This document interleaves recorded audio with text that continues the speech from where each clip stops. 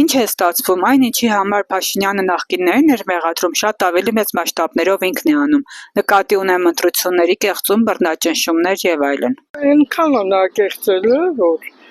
դեր վերջնական հարցակները չարած, ոնց է իրան համարում, որ ընտրվել է։ Լավ։ Դե հիմա ասելով չի, դա պետք է ասենք։ Մարդը այնքան ասում, մինչև անցնի իշխանության։ Որ անցավ իշխանության, արդեն ոչ օրենք է գործում, ոչ բան։ Այն ինչ անում էր, ասում էր Փաշինյանը, որ պետք է մենք դրան դեմ Փաշինյանը ոչ մի ձև չեմ հավատում։ 18 թվին ես էլ եմ խաբվել, հավատացել եմ իրան, ու ասել եմ երկիրից երկիր է դառնում։ Հիմա ինչ է, փաստորեն 18 թվից այս կողմ իրանց թե Նաման Փաշինյանը ու իրանց այդ ամբողջ խմբակցության մի հատ խոսույթը նայեք էլի։ Մի բան կա, որ ճիշտ են ասել։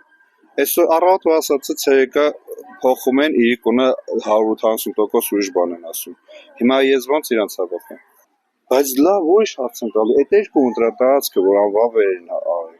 ու իրան ձայները չեն բաշխում։ Ինձ հետաքրքիր չի, ԲՀԿ-ն կմտնի, չի մտնի, ինձ դա вообще հետաքրքիր չի։ Ուրիշ հարց են հետաքրքիր։ Այդ հազարավոր մարդկանց ձայնի իրավունքը, ով է վերականգնելու։ Ինչի իրանք զրկվեցին, որ հոդվածով։ Կարա պատասխան տա մեր այդ ԿՀ-ի նախագահը։ Պարզավոր ասել են, որ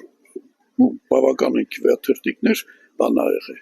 Դի վերակվեարկություն ունեն բդիլներ, դա մի հոգու որոշելի չի։ Ոչ բանի կենտրոնական ընտրական հանձնաժողովի ինքով է, ինքը մեր ծառան է, որ օրենքը պահի։ Նույնն էլ Փաշինյանն է, էլի մեր ծառան է։ Ուղղակի մեր ժողովուրդը դա մի քիչ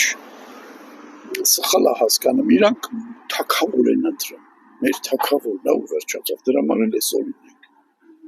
Բայց եթե ընտրեին որպես ծառայություն մատուցող,